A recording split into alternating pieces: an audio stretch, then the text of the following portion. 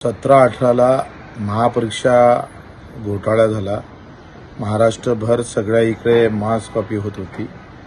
कुठलेही सुविधा सेंटरवर नव्हत्या। प्रचंड मेहनतीने अभ्यास करून शेतकरी शेतमजुरांचे पोरं पुण्याला येऊन विविध प्रकारचे क्लास लावून पैसे खर्च करताय। परंतु नेमका परीक्षेतच घोटाळा असल्यामुळे मेहनतीला काही उरलेलं नव्हतं। सरळ सगळ्या इकडे जो पैसे देईन त्याचाच मुलगा नोकरीवर लागत होती अशी व्यवस्था होती। मध्य प्रदेशमध्ये जो महाव्यापम घोटाळा झाला त्याच कंपनीला महाराष्ट्र सरकारनं काम दिलं होतं। याच्याबाबत आम्ही आंदोलन केली, तक्रारी केल्या। मुख्यमंत्री त्यावेळी देवेंद्रजी फडणवीस त्यांना सांगितलं, पण सगळं काही मिलीभगत होतं असं एकंदरीत चित्र होतं। आम्ही आयटी संचालकाला सांगितलं का हे सगळं बंद करा।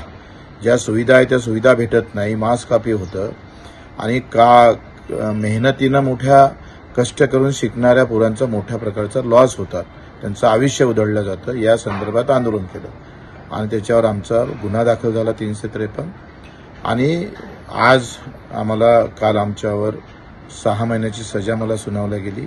ते एकत्रित करावं लागेल म्हणजे 3 महिन्याची असेल आणि 5-5 हजार रुपयाचा 10 हजार रुपयाचा दंड झाला। पुन्हा एक न्यायालयानं आमच्यावर सजा सुनावलेली आहे। आतापर्यंत 5 केसेसमध्ये आमच्यावर गुन्हे दाखल झाले। एकूण 350 गुन्हे दाखल झाले। 5 गोष्टीवर सजा सुनावली आहे आणि ते सगळ्या बेवपारवाईमुळे प्रशासन काम करत नाही, सरकार लक्ष देत नाही आणि अशा सगळ्या याच्यामध्ये हे गुन्हे दाखल होतं, आमच्यावर सजा सुनावली जातं। पण न्यायालय कधी या सगळ्या गोष्टीकडे पाहणार का?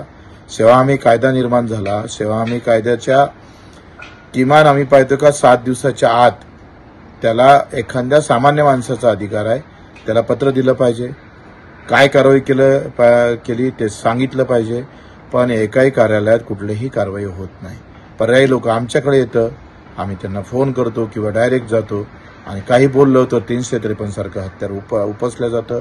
देवेंद्रजींचं उपकारच केले, कारण त्यांनी हा 2 वर्षाची असणाऱ्या कायद्यात 353 मध्ये बेलेबल होती, 2 वर्षाची सजा सुनावली जात होती। आता ती 3 वर्षाच्या वर झाली आणि म्हणजे एक चांगलं संरक्षण आता अधिकाऱ्यांना दिलेलं आहे। काही बोललं काय झालं तर तो लगेच सांगतोय 353 लावू का, म्हणजे त्यांना बोलायचं नाही, त्यांना कुठल्याही प्रकारचं म्हणायचं नाही।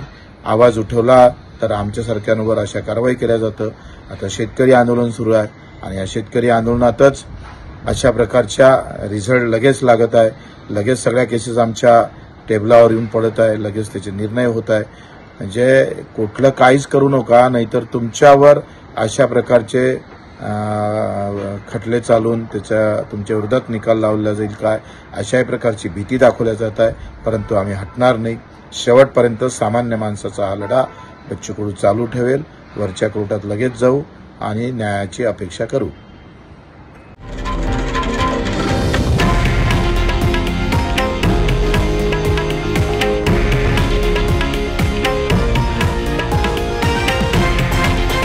हे आहे देशातील नंबर 1 न्यूज नेटवर्क आणि आपण पाहत आहात TV9 मराठी, एकमेव।